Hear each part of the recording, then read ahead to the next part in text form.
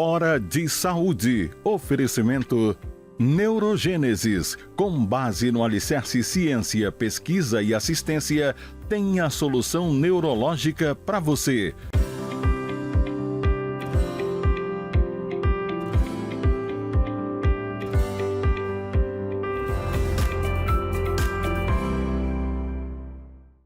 Caros amigos, mais uma vez no nosso programa dominical de saúde, Hora de Saúde, que é transmitido para todo o estado do Pará pela TV RBA, aqui em Belém, canal 13, todo mundo sabe.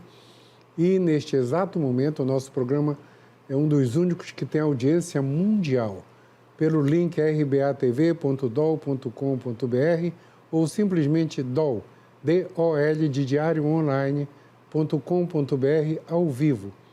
Nós temos espectadores do Canadá até a Austrália, na África, em toda a Europa, na Noruega, na Suécia, no Azerbaijão, no Líbano, em toda a América do Sul e na América Central, por onde nós já passamos e por onde nós temos amigos e por onde eu dei aula, nesses lugares todos nós somos assistidos. O lugar mais distante é Perth, na Austrália, que os médicos de lá, meus amigos, no final do programa, sempre comentam, é 11 horas de diferença. E o nosso programa tem o apoio da Neurogênesis, que trata das doenças neurológicas na nossa região, tá? Tanto neurocirurgia, neuroclínica, neurointervenção. E o meu convidado de hoje, ele já tem cadeira cativa no programa, então eu estou muito tranquilo. O doutor Francinaldo Lobato Gomes. O Francinaldo Gomes. O Francinaldo foi meu aluno na UFPA, formou em 98. Eu sempre falo que a turma dos anos 90 eram todos muito brilhantes. Fez mestrado em neurociências na UFPA, neurocirurgia na Escola Paulista de Medicina da Unifesp. Ele é da minha geração, que gosta de falar Escola Paulista de Medicina, que era referência na América do Sul. Em 2007, depois ele fez fellow de epilepsia e neurociência funcional também na Escola Paulista de Medicina. Ele tem outras atividades, como ele é uma espécie de consultor de lucros, de negócios, né? Carreira médica. Carreira médica, consultor. Que ele é brilhante, ele já falou isso um dia conosco. Todos esses nossos programas estão no canal do YouTube. É só colocar Instituto Eduardo Costa, que vai chegar lá fácil. E vocês vão ver o programa anterior que o Francinaldo falou de negócios, como cuidar da carreira dentro da nossa área de saúde. Brilhante. Esse foi um dos programas que mais foi vistos até agora. E assim que acabar esse programa, ele também estará no canal do YouTube. Francinaldo, você veio, eu comecei a te convidar desde que eu descobri, eu tive 2 amigos, não são pacientes, são amigos, que você operou e, teoricamente, o tremor do Parkinson acabou na vida deles. É fantástico, a mudança de vida foi total. Me fala, vamos começar. Esse mês é o mês do Parkinson, né? 11 de abril. Né? Já passou agora. Hoje, essa semana ainda, 11 de abril. Tá? Então, me fala o seguinte, o que é o Parkinson? Bom, obrigado, professor, pelo convite aí mais uma vez. Obrigado a todos os telespectadores. É uma grande honra estar presente aqui novamente para falar vamos falar de uma condição, né, que com a longevidade, né, com o aumento da longevidade das pessoas, ela tem se tornado mais frequente, mais vista, né, e ela impõe grandes dificuldades para a vida da pessoa que tem a doença, seus familiares também. Nesse mês agora de abril, dia 11 de abril, foi o Dia Mundial de Conscientização sobre a Doença de Parkinson. Então, a gente está aqui para trazer informações de qualidade e relevantes para todos vocês.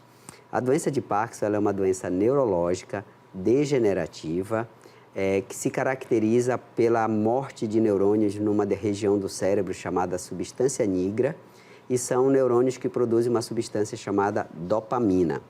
Conforme esses neurônios morrem e a dopamina vai sendo reduzida, surgem os sintomas e ela é composta por uma tríade, que é o tremor, aquele tremor de repouso, também conhecido como tremor de contar dinheiro, a rigidez e a lentidão dos movimentos, que é chamado de bradicinesia. Tem muita gente que fala que o primeiro sinal é a rigidez, é isso? É? Exatamente. O primeiro sinal costuma ser a rigidez ou a lentidão dos movimentos, mas o sinal que costuma ser primeiramente perceptível, né, percebido pelos familiares e pelo próprio paciente é o tremor, porque os outros sintomas, eles muitas vezes passam desapercebidos no cotidiano da pessoa. Mas o tremor é aquele que as pessoas veem, que as pessoas prestam atenção e muitas vezes o próprio paciente acaba se dando conta de que ele treme todas as vezes que o membro fica parado. Francinaldo, quando começa? Tem uma idade limite para a gente começar a preocupar? Eu estou te perguntando isso porque aquele ator do filme De Volta para o Futuro... Michael J. Fox. Ele começou a ter isso muito jovem, né? Exatamente. Então, a doença de Parkinson, ela pode atingir pessoas de qualquer idade, tá? Só que ela é muito mais comum a partir dos 65 anos. Inclusive, ela acomete cerca de 2% da população acima dessa faixa etária. 2%? Cerca de 2%. Isso é muita gente. Exatamente. Porém, existe o chamado Parkinson precoce, que é aquele que acontece antes dos 65 anos, e o Parkinson juvenil, que é aquele que acontece antes dos 40 anos, que é o caso, foi o caso do ator Michael J. Fox e muitas outras pessoas que por volta dos 32, 35 anos já começam a desenvolver a doença. Mas, de longe, a faixa etária mais acometida é a partir dos 65 anos. Tem uma causa específica ou não? Nós não sabemos ainda uma causa, né? Mas a gente sabe que é a junção de fatores genéticos com fatores ambientais. Certo. Algum fator ambiental, assim, comum? Existem alguns que são bem evidentes, né? Por exemplo, intoxicação por metais pesados. Então, pessoas que trabalham em garimpo, né? Manganês, por exemplo, mercúrio, pesticidas, uso crônico de determinados medicamentos, como aqueles antivertiginosos, né? Tipo dimenidrato, né? Que é o Dramin, como é aquele remédio para enjoo de uma forma geral. O Plasil. Tá? Plasil, exatamente, tendem a desencadear sintomas.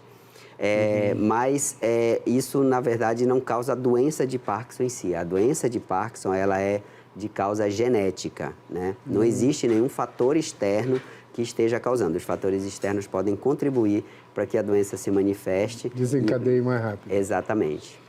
Ei, Francinaldo, e Parkinson é só o movimento dos membros ou tem alguma coisa a mais?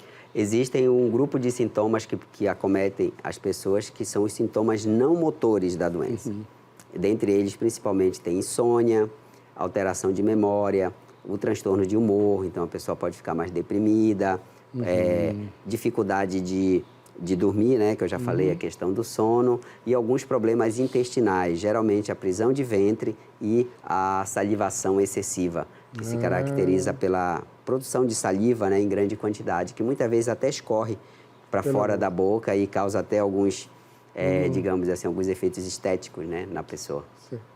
Francinaldo, a tua geração mudou a história do Parkinson, mas antes de você chegar com a cirurgia, antes da tua geração, o que é que se fazia, o que se faz ainda para quem ainda não pode ir para a cirurgia no momento?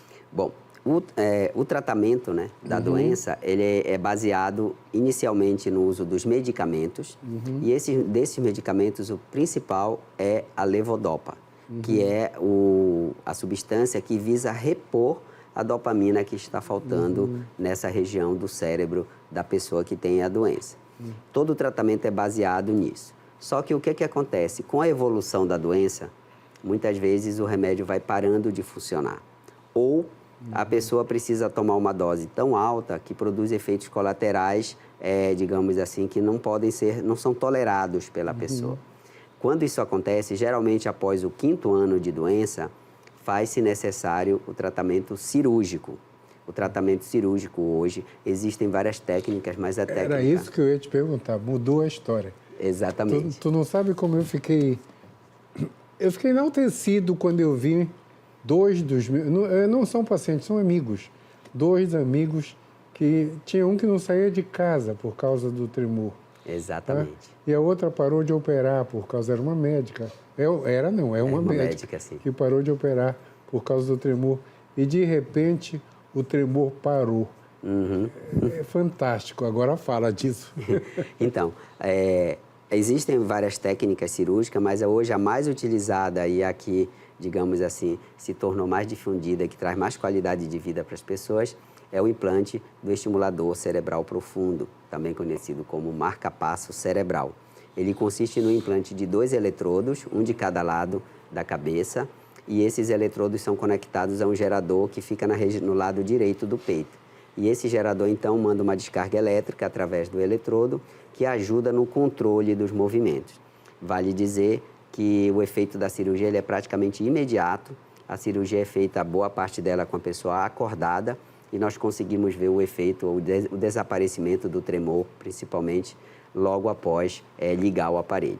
E ela não melhora apenas o tremor, professor, melhora também a rigidez, melhora a lentidão dos movimentos e em muitos pacientes permite diminuir a quantidade de remédios, já que com remédios em grande quantidade, eles podem produzir efeitos colaterais indesejáveis. Esse tipo de cirurgia simplesmente é maravilhoso. Exatamente. Na nossa região, além de você, alguém mais mexe com essas coisas? Tem sim, tem mais alguns colegas, pelo menos que eu sei, que fazem também a cirurgia para implante do estimulador cerebral profundo aqui no nosso estado. Oh, que interessante. Essa semana, agora fala da tua blusa aí.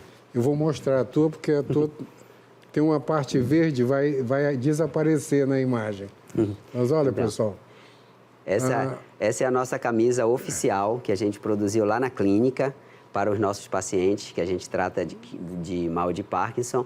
E ela é uma camisa que visa trazer, né, as cores que simbolizam a doença, né? Então, é a cor cinza e a tulipa vermelha, que é o símbolo da doença de Parkinson, tá? Então, a camisa tem todo um significado e todos os pacientes lá da clínica estão recebendo uma para guardarem de lembrança nesse mês, que é o mês mundial de conscientização sobre a doença de Parkinson. Onde é a clínica? A tua, eu quero saber da tua. Onde você trabalha? É a FG Clínica de Neuromodulação, Epilepsia e Cannabis Medicinal. Lá nós somos especializados no tratamento de pessoas com determinados grupos de doenças neurológicas, dentre elas doença de Parkinson e epilepsias. E ela fica na Batista Campos, no edifício Urbi Office, ali na Avenida Cezedelo Corrêa, 805, sala 205. Lá no edifício Urbi Office. E nós temos também um Instagram. É perto da Batista Campos? É bem na esquina da Mundurucus com a Cezedelo. Mundurucus com... Tá, todo mundo bem sabe. Na esquina, né? Todo mundo sabe. E a gente tem também um Instagram, que é @FGClínica_neuromodulação, sem o cedilha e sem... FG de Francinaldo Gomes. Exatamente. FG Clínica. Exato. Então é fácil de achar. Pessoal, por incrível que pareça, nosso primeiro tempo acabou. Mas o Francinaldo volta já, que ele vai falar agora de epilepsia. Só um instantinho.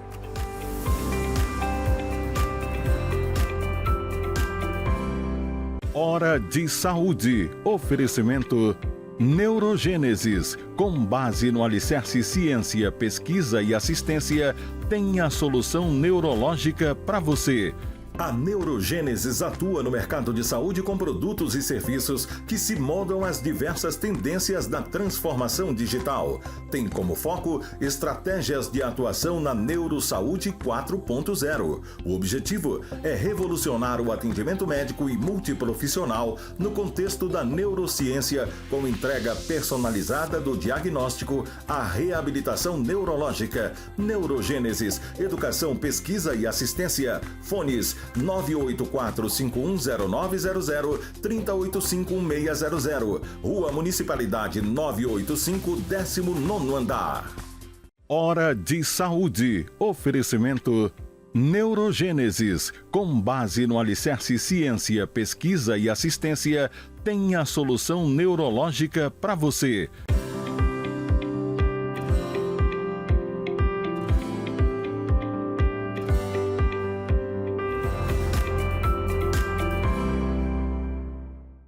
Voltamos nessa conversa de super informação com o Dr. Francinaldo Gomes, o FG. Tudo dele é FG Clínica. F de Francinaldo Gomes.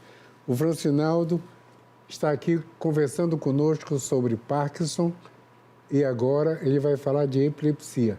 Essas duas doenças, graças a Deus, com a evolução do tempo, têm melhorado em termos de tratamento. E o Francinaldo está aqui para falar isso para a gente. Francinaldo, epilepsia agora. Bom. Complicado. Bom, primeiramente, obrigado mais uma vez aqui, dando continuidade aí no programa, por essa oportunidade. E dizer para vocês que no mês de abril, né, a gente está comemorando o Dia Mundial de Conscientização sobre a Doença de Parkinson, no dia 11, e que no mês de março agora, né, foi comemorado o Dia Mundial de Conscientização sobre a Epilepsia, o chamado Março Roxo, que foi o dia 26 de março. E aqui no nosso estado, nós tivemos ações em Belém, em Aparauapebas, em Paragominas e em Abaetetuba. E a caixa d'água aqui de São Brás ficou decorada em roxo durante todo o mês de março. E quem sabe a gente consegue que a torre aqui da RBA, no ano que vem, também fique iluminada de roxo aí, para chamar a atenção para essa doença, né, que acomete cerca de 2% da população mundial e que causa grande impacto negativo na qualidade de vida das pessoas, que são as epilepsias. Bom, 2%? 2% da população mundial. É muita gente, hein? Muita gente. E acomete todas as faixas etárias, desde o bebê, recém-nascido, até o idoso. Eu vou deixar anotado a iluminação da torre, tá? Ótimo, já está feito aqui a proposta. Com certeza, isso é uma referência na capital. Epilepsia, o sintoma é só a convulsão ou tem outros sintomas que a gente precisa investigar? Bom, na grande maioria das pessoas, né, até no conceito de epilepsia, né, epilepsia é uma doença crônica do sistema nervoso que se caracteriza pelas crises convulsivas não provocadas, né? Esse é o conceito. Ou seja, a principal manifestação da doença são as crises epiléticas ou as crises convulsivas. As mais comuns, né, as mais que chamam mais atenção são aquelas em que a pessoa cai no chão, se bate, se morde, morde a língua, fica roxa, baba, e tem todo aquele quadro que, digamos assim, causa um certo medo, um certo receio de quem está próximo, né? Mas as epilepsias também podem produzir outros sintomas, como, por exemplo, insônia, medo, ansiedade, depressão, problemas de memória, problemas de relacionamento, tudo isso relacionado à causa da doença. E a crise de ausência, hein? Bom, a crise de ausência é um tipo bem peculiar de crise em que costuma acometer principalmente as crianças, no qual a criança simplesmente desliga por alguns segundos, cerca de 10 segundos, 15 segundos, e depois ela volta como se nada tivesse acontecido.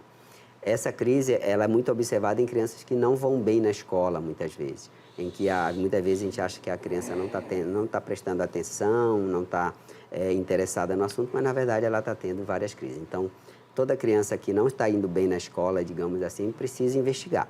Claro que nem toda criança que não vai bem na escola tem epilepsia, não é isso, mas faz parte da investigação e as crises de ausência podem ser uma das responsáveis.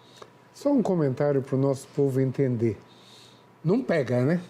Sem dúvida nenhuma, professor. Esse é um mito, né? Um tabu, que inclusive no Março Roxo a gente trabalha muito essa questão da conscientização de que a epilepsia não é contagiosa.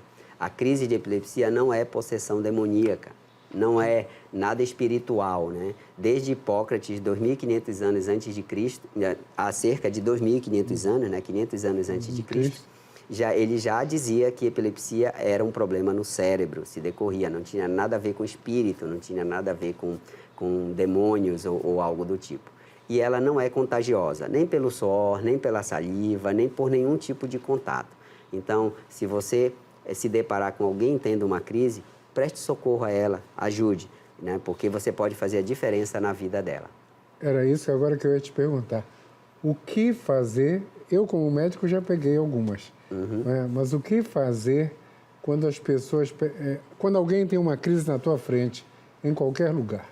Bom, existe um protocolo que foi, digamos assim, estabelecido pela Associação Brasileira de Epilepsia e ele tem o nome de CALMA. Calma. é justamente para a pessoa lembrar disso na hora que ela precisa prestar socorro para uma pessoa que está tendo uma crise. Então, a letra C do calma é: coloque a cabeça da pessoa de lado. Por quê? Porque se ela estiver salivando ou se ela morder a língua, todo aquele conteúdo vai para fora e não para dentro, podendo engasgar a pessoa. Tá? O L, ou melhor, o primeiro A, né? CA, acomode a pessoa. Então, se você tiver ali uma mochila ou algum objeto macio, coloque embaixo da cabeça dela, porque como ela está se batendo, para ela não machucar ainda mais a cabeça. O L localize objetos que podem ferir a pessoa. Por exemplo, uma garrafa de vidro, uma faca, um objeto que pode, como a pessoa está ali se debatendo, né, se mexendo muito, ela possa vir a se ferir. O M, monitore o tempo. E se passar de 5 minutos a crise, você vai para o último A, que é acione a emergência. Então, ligue para o SAMU para poder vir uma ambulância para socorrer essa pessoa. Porque, na maioria das vezes, a crise dura entre 1 e 3 minutos. 1 e 3. 1 e 3. Mas se ela passar de 5 minutos, ela já põe em risco a vida da pessoa e é importante que essa pessoa seja direcionada ao ambiente hospitalar para poder receber o socorro adequado. Puxa, aí droga injetável no hospital, essa coisa. Suporte, oxigênio e outros. Então, calma. Esse aqui é as letras. A perguntinha que eu queria fazer. Coloca alguma coisa na boca? Jamais, tá? Isso é super importante. Exatamente, professor, muito bem lembrado. Jamais se deve colocar qualquer objeto ou colocar a mão na boca de uma pessoa que está tendo uma crise. Por quê? Porque nesse momento a pessoa está inconsciente e ela tem uma mordedura extremamente forte. Esse nosso músculo aqui, masseter, é um dos músculos mais fortes do corpo. Então, qualquer coisa que você coloque na boca da pessoa, a pessoa pode simplesmente cortar, né? E, por exemplo, imagina você colocar sua mão na boca da pessoa e a pessoa morde com firmeza, ela vai cortar seus dedos. E pior ainda, os seus dedos vão para dentro da garganta dela, asfixiando, né? Além de você sofrer o dano, você piora a situação da pessoa. Então, importante, apenas coloque a cabeça da pessoa de lado. Porque o pior que pode acontecer para ela é se afogar com a própria saliva ou com sangue se ela tiver mordido a língua. Explicou tudo. Eu estava preocupado com isso. Francinaldo, e como a gente trata, hein? Bom, o tratamento de uma pessoa que tem epilepsia, ele começa sempre com o uso do medicamento, que é o fármaco antiepilético. Ele é dado, usualmente, um medicamento e a dose vai sendo ajustada até que se obtenha o controle das crises ou que se chegue na dose máxima. Se um único medicamento não resolver, então associa-se um segundo medicamento e faz-se o mesmo procedimento. Aumenta a dose até que as crises controlem ou que você atinja a dose máxima daquele medicamento. Se a pessoa está usando 2 ou mais medicamentos e mesmo assim continua tendo crise, essa pessoa precisa ser avaliada por uma equipe de especialistas para avaliar a possibilidade de cirurgia, porque se o medicamento convencional não está funcionando, faz-se necessária uma avaliação para cirurgia. Em alguns grupos específicos de epilepsias, existem outros tratamentos que podem ser tentados. Crianças que têm a síndrome de West, por exemplo, que é uma encefalopatia grave da infância, pode-se tentar a terapia cetogênica, que costuma dar um bom resultado. Alimentação. A base de alimentação, usualmente orientada por uma nutricionista, né, por um nutricionista. Hoje tem alguns que já são vendidos nas farmácias, já uma suplementação pronta já, tá? E para alguns outros grupos de síndromes de criança, existe a possibilidade do uso do óleo de cannabis, tá? Que também pode dar um bom resultado. Mas se mesmo assim não funcionar, tem que ser avaliada para a possibilidade da cirurgia. Cannabis, o óleo de cannabis pode usar no Parkinson também ou não? Também pode ser usado, mas que fique muito claro. O óleo de cannabis ajuda as pessoas com Parkinson a controlar os sintomas não motores, né? Os sintomas motores são controlados com remédio convencional ou com a cirurgia, mas os sintomas não motores, quer dizer, a insônia, a ansiedade, o medo, a depressão, esses o óleo de cannabis tem ajudado a melhorar. Excelente. Francinaldo, e o tratamento cirúrgico, como é? Bom, existem basicamente 3 grupos de cirurgias que podem ser feitas na pessoa com epilepsia, dependendo da causa da epilepsia e da região do cérebro que está produzindo as crises. Se a pessoa tem uma lesão numa área específica do cérebro que pode ser removida, a gente faz a cirurgia ressectiva, que é o quê? A retirada dessa lesão. Algumas pessoas têm todo um hemisfério, todo um lado do cérebro acometido, como as pessoas que têm, por exemplo, a síndrome de Sturge-Weber, a doença de Rasmussen, hemimegaloencefalia. Para essas pessoas, faz-se a cirurgia de desconexão, separa-se os 2 hemisférios e deixa o hemisfério lá doente no cantinho dele, enquanto que o hemisfério são segue o seu desenvolvimento. E existem algumas pessoas que têm vários focos de epilepsia dos 2 lados do cérebro. Para essas pessoas, existe a cirurgia de neuromodulação, que a principal feita hoje é o implante do estimulador de nervo vago, que é uma cirurgia que é feita aqui no pescoço e aqui na região do lado esquerdo do peito. No pescoço, ao nível do nervo vago, fica o eletrodo e aqui no peito fica o gerador. Existem também algumas indicações específicas para o próprio DBS, que é o mesmo utilizado para as pessoas que têm a doença de Parkinson, só que, claro, numa região diferente do cérebro. Para algumas pessoas com tipos específicos de epilepsia, ele também pode ajudar. Isso é mega importante. Fazemos essas cirurgias de rotina em Belém? Sim, nós fazemos, tá? Principalmente no sistema privado, né? Isso eu tenho que falar aqui para vocês. O SUS, por uma questão do SUS, ele não oferece ainda o estimulador. Então, todas as outras cirurgias são feitas, mas a do estimulador, por exemplo, a gente ainda tem muita dificuldade para conseguir fazer aqui no SUS, porque o SUS não libera. E não é só aqui não, tá? É nível Brasil. Tá? Tem muita dificuldade ainda, e aí vale muito a força aí da população de cobrar das autoridades para que a cirurgia de neuromodulação passe a ser rotina no SUS. Mas todas as outras cirurgias de ressecção, de desconexão, elas são feitas no SUS aqui no nosso estado. É bom saber que isso existe. Meu amigo, nós estamos no momento final. Considerações...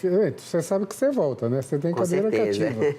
Toda vez que for necessário essas informações, você esteja aqui conosco. Francinaldo, considerações finais e dedica ao programa.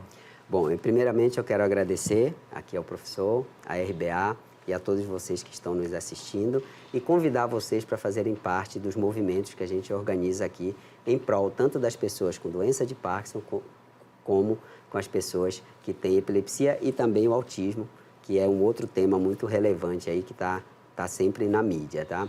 Então, faça parte com a gente, vista o roxo no mês de março, vista o cinza no mês de abril, apoie as campanhas e participe com a gente, porque a sua força ela é importante para que a gente consiga alcançar os objetivos.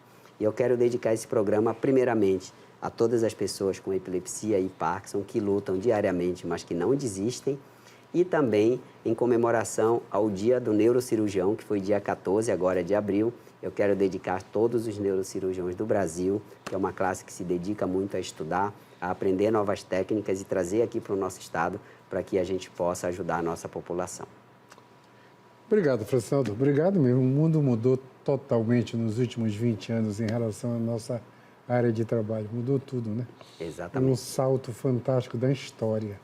Isso é fantástico. Pessoal, o nosso tempo acabou mesmo. Então, o Francinaldo dedicou o programa às pessoas que têm Parkinson, que têm epilepsia e seus familiares, que lutam todo dia para que isso melhore, e a todos os neurocirurgiões da nossa região.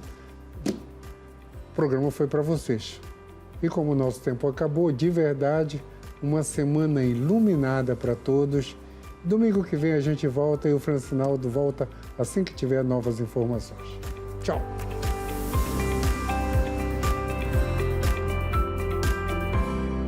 Hora de Saúde. Oferecimento Neurogênesis. Com base no alicerce ciência, pesquisa e assistência, tem a solução neurológica para você. A Neurogênesis atua no mercado de saúde com produtos e serviços que se moldam às diversas tendências da transformação digital. Tem como foco estratégias de atuação na Neurosaúde 4.0. O objetivo é revolucionar o atendimento médico e multiprofissional no contexto da neurociência, com entrega personalizada do diagnóstico à reabilitação neurológica. Neurogênesis, educação, pesquisa e assistência. Fones 984-510900, 3085-1600. Rua Municipalidade 985, 19º andar.